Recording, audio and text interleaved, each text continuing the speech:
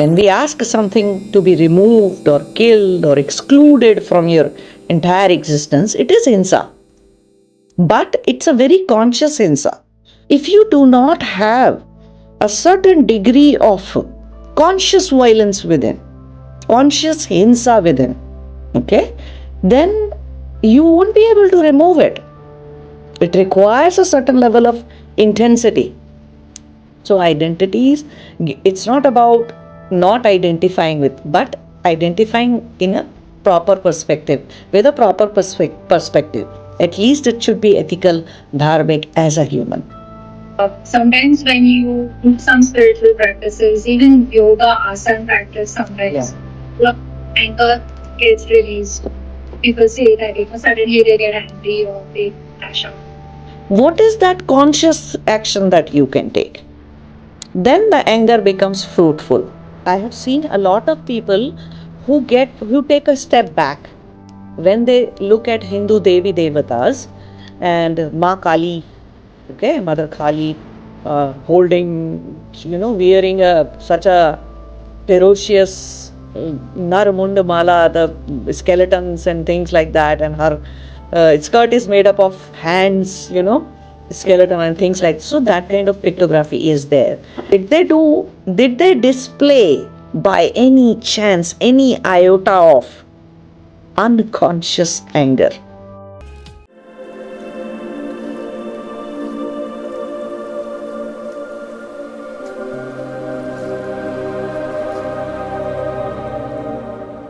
Pranam. Namaste everyone. Jai Shiva.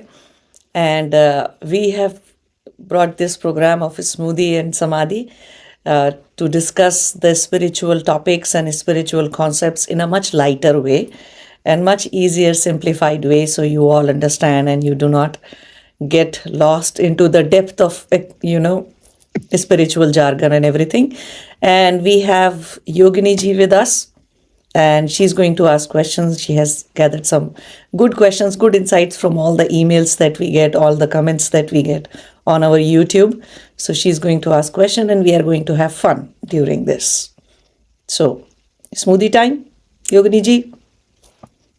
I'll drink my water. If I go into Samadhi, I won't be able to talk. Smoothie helps to go to Samadhi. Yes, keeping your body healthy helps you. All right. So there's a lot of wars going on. Wars. A lot of different, and I think you had mentioned that there are about 52 or 59 wars going on right now. That some of them we don't even know about. And active war fronts around the world. A lot of astrologers and spiritual leaders are all predicting even bigger and better wars. So I think my question to you is that, our two greatest epics like Ramayana and Mahabharata of Sanatana Dharma, they primarily focus on the biggest wars of that yuga. Yeah. And a lot of times people ask, that why is it that the Hindu epics, talk so much about war and not about transformation.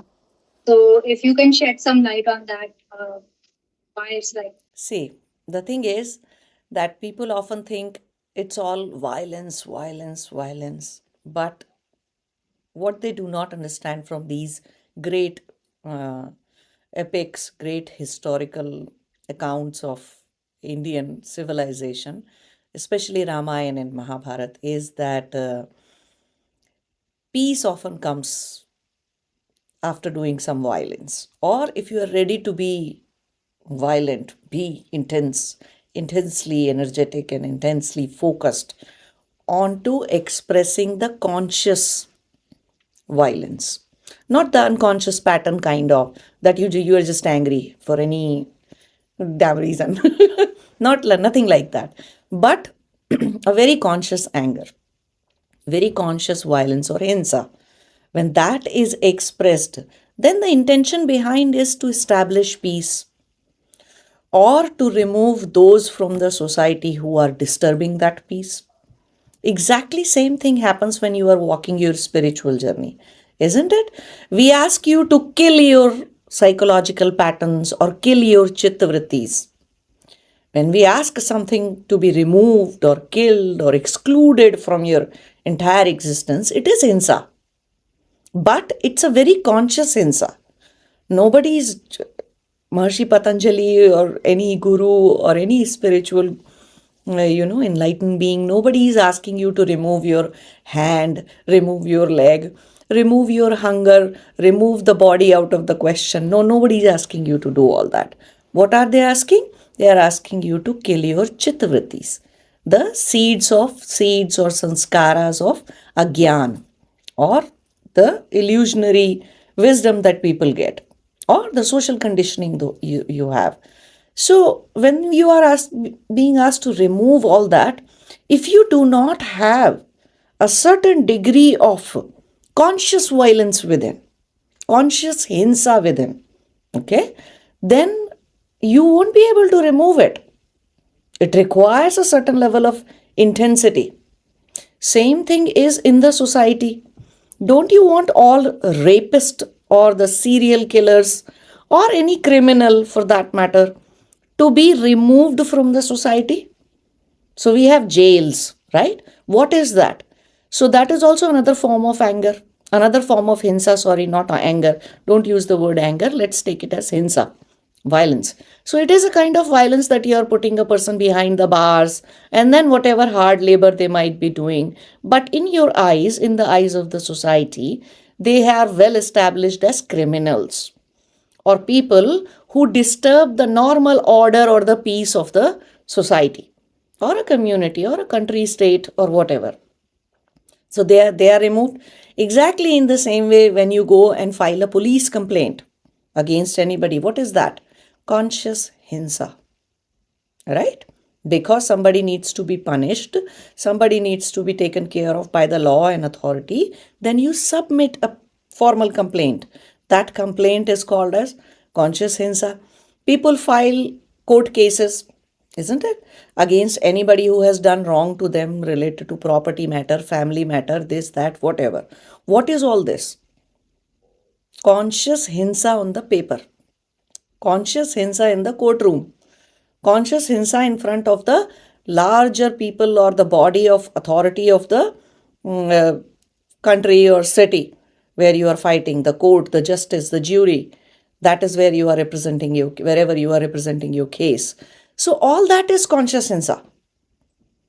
So hinsa in itself does not signify whether it's a hinsa which is being done to remove the bad people, okay, or challenge the bad people, or submit these peace disturbing people to the higher courts, or submit. This word hinsa does not signify that. But if you see, every army is doing hinsa around the world, right, to establish dharma. So these two accounts, these two great history that we have, Mahabharata and Ramayana, they are talking about conscious hinsa, conscious violence.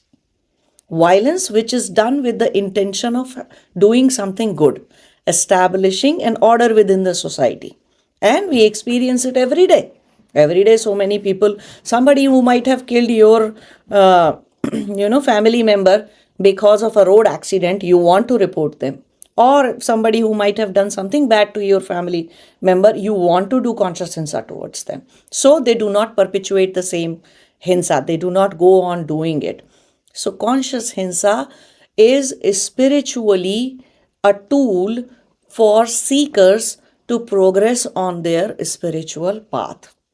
Hinsa not just for the sake, violence not just for the sake of violence, like terrorists do, or like criminals are doing, for the sake of it. No.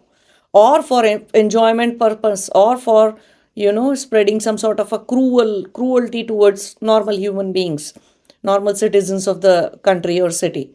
So that is not acceptable.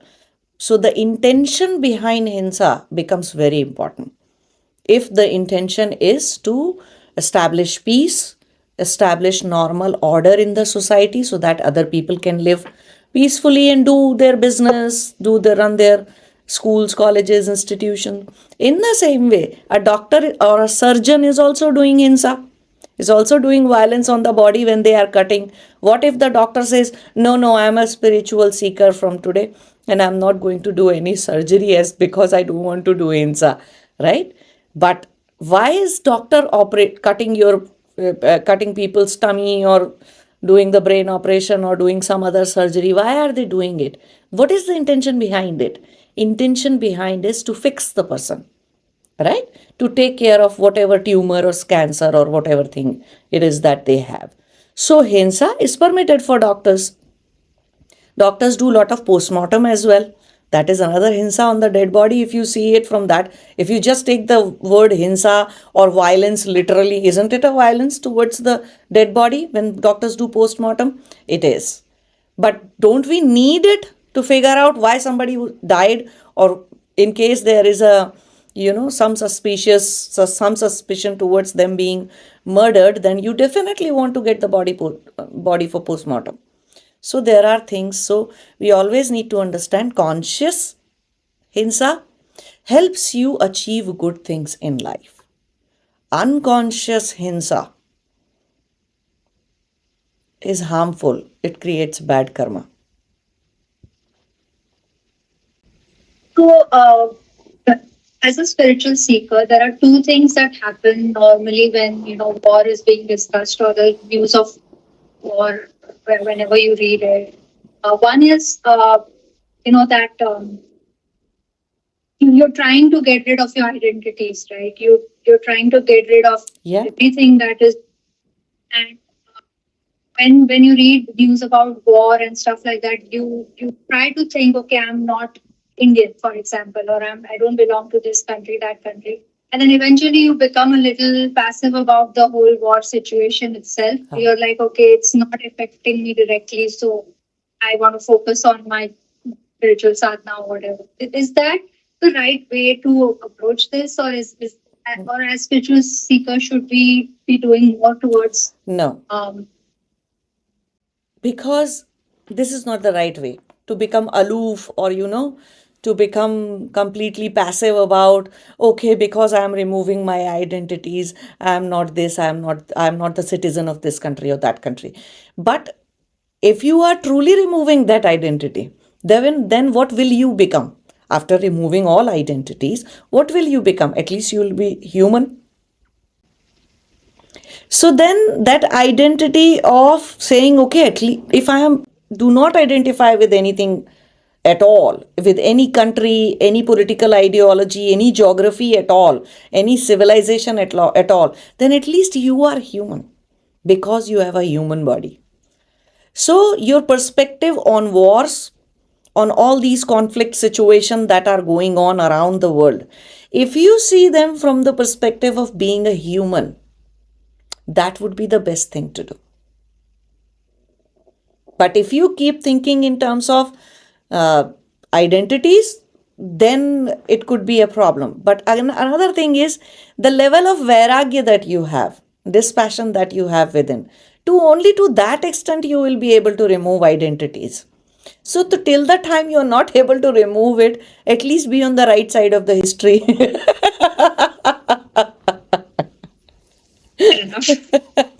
At least be on the side of Dharma. Right? At least be ethical in your approach. Lot of countries these days, the 52, 59, whatever the number of active war fronts are there. Do you think all of them are fighting for Dharma? Do you think all of that is justified? No. Why? Because they are wearing the identities of my religion only. Okay? Rest everybody is useless. Only my. So some are fighting religious wars, right?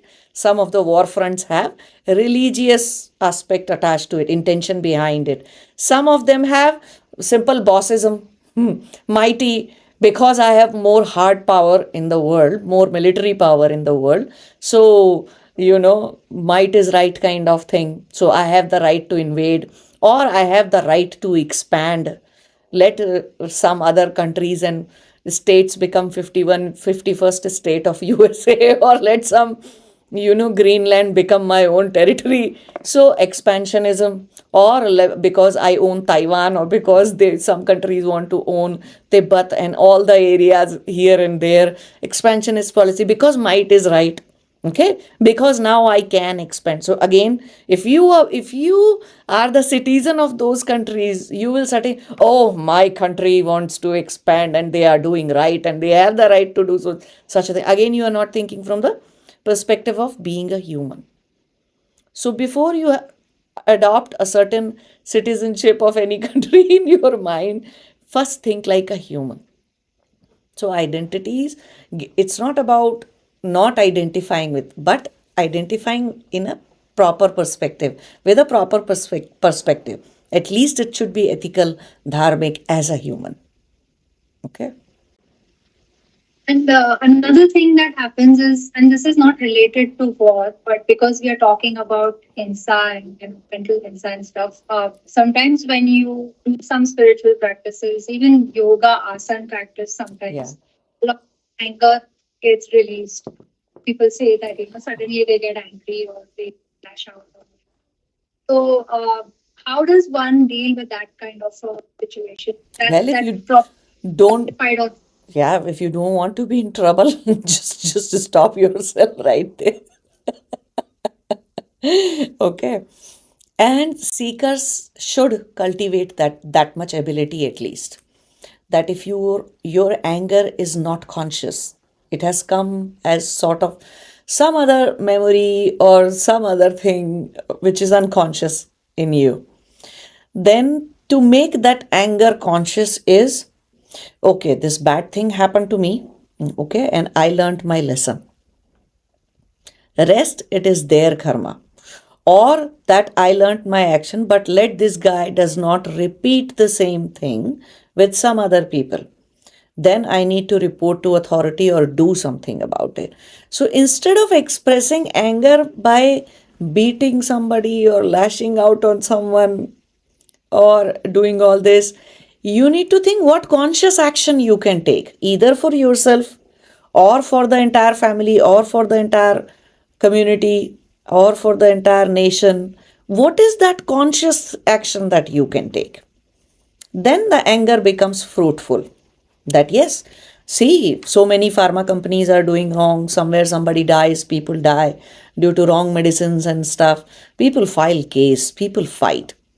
Some people are so many times, some women are raped and something bad has happened to them.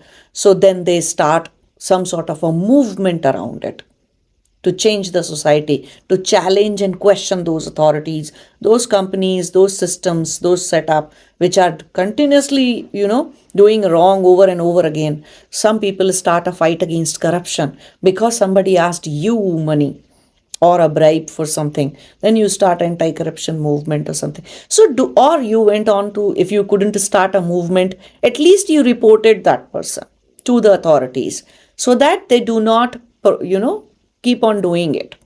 We have to stop. If you do not, say for example, somebody is a child molester, if you do not report to them thinking, oh, what will society think about it, or about me or my family, or what if we get a bad name, or what if my children become famous for because of all this, and we do not want to get into so many troubles, and but at the same time you are not understanding that that person who probably might have molested your child or has done something bad to your child will keep on doing it because nobody is there to stop him. So at least file a report, do something about it whenever you are angry. And if it is an unconscious anger, just take a stick, beat the floor, and be happy about it if it becomes that bad. See, anger also travels all the way from your Manomaya Kosha, your mental and psychological subtle body. It travels all the way to Pranmaya Kosha. So then your breathing changes during the anger. And then it actually comes into the physical body. That is when you are completely, your nerves are tight and you are holding your fist and your eyes go into a certain glare and things. So when it comes to physical body, it becomes very hard to control. You could have controlled it, anybody could have controlled it only at the level of Manomaya Kosha, or they would have had a chance to control it when they realized, when they become conscious, oh, my breathing is changing because I am angry. Okay, and it becomes a very shallow breathing. So if breathing goes shallow and it's changing, then you had the chance to, no, you should have alarmed, you should have sounded an alarm in your head that no, I need to change my breathing right now. I need to calm down. I need to do some pranayams, some practice, or just get up, go for a walk, or just listen to music. Do something to change your physical state. Otherwise, if it comes all the way to your hands, to your cellular biology, if it comes all the way there, then you will seriously feel like beating somebody. And that would be bad. Other person can beat you too.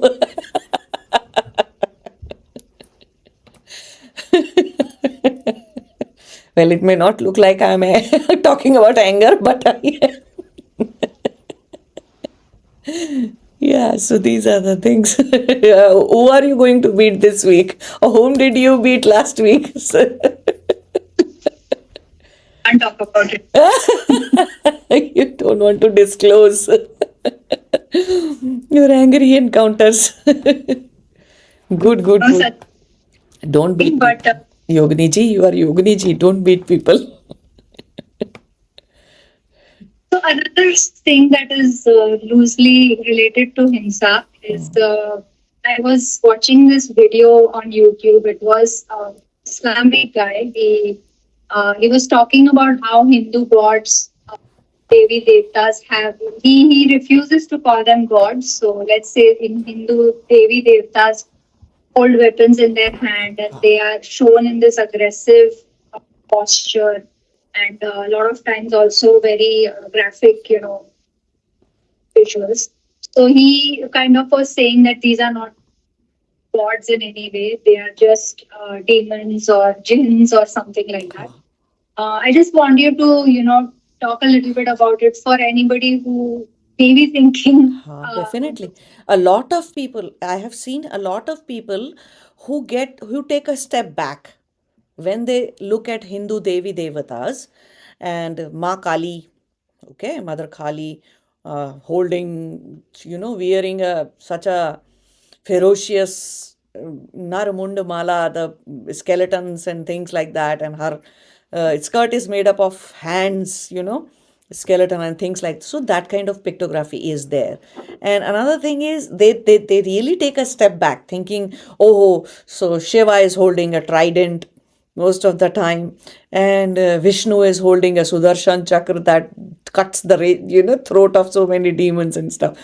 But again, the same problem is here as well, that people do not understand that if you read the entire history, all the scriptures about each and every Devi and Devata, did they do violence on normal people? Did they display by any chance any iota of unconscious anger or unconscious violence, unconscious hinsa?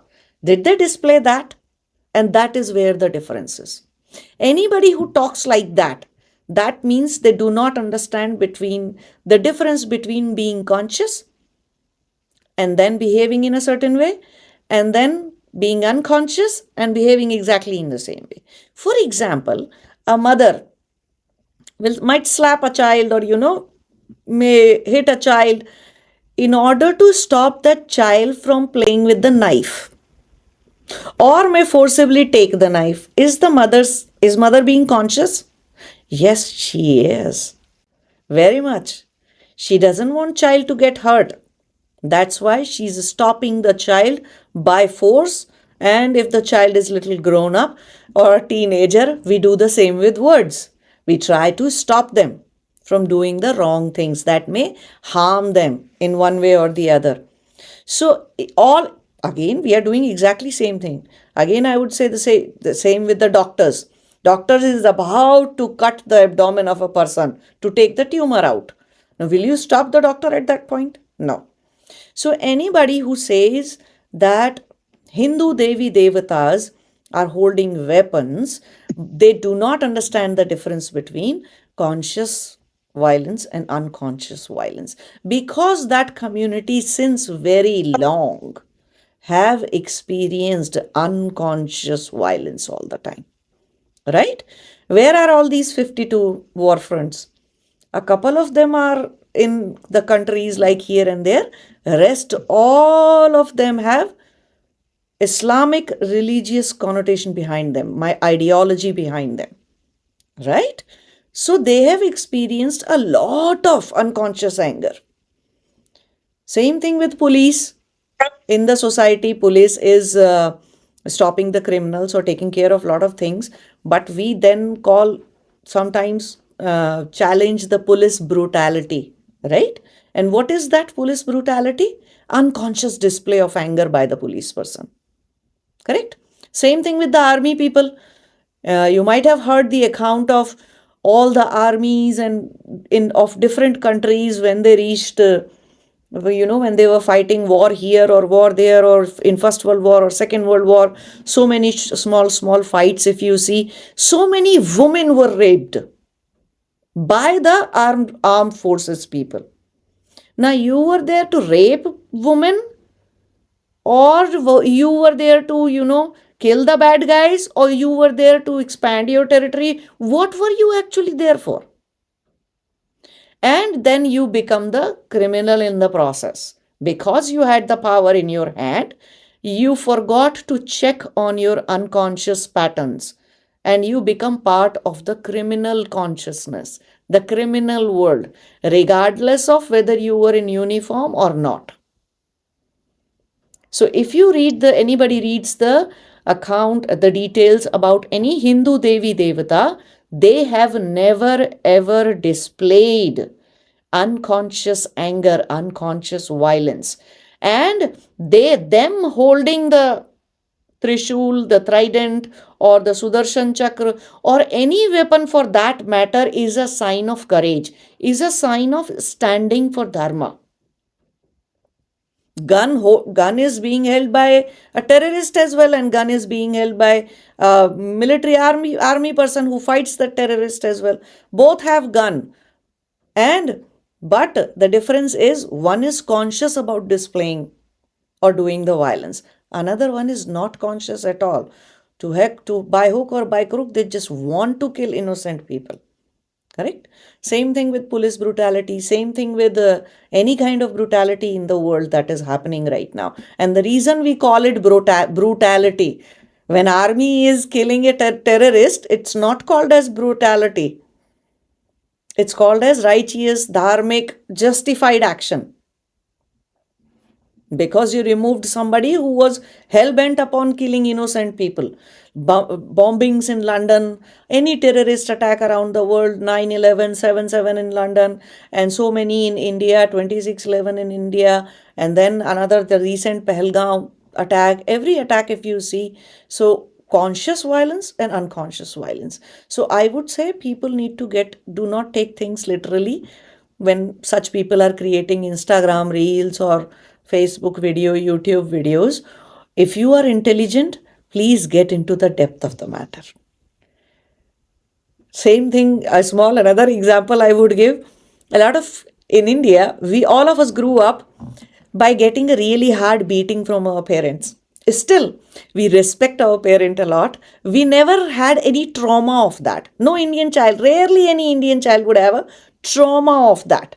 And what is the difference between other people, the Western counterparts, those who actually get trauma? Oh, my mother used to beat me or slap me here and there. We all got beaten up that way, but we still laugh about it, right? And are not traumatized because of it. Why? When we grow up, we start realizing we were throwing unconscious tantrums, and that is how our parents fixed us. And we were just out of control, beyond control. And one slap really fixed all the tantrums and stuff like that. So, but when parents are throwing or doing some sort of unconscious punishments, unconscious anger, when they are anger or hinsa to their children, when they are doing that, that is when a child is about to get traumatized. That is when trauma definitely will happen to those children, whether Indian or whether Western. But in Western counterpart, that happens a little more.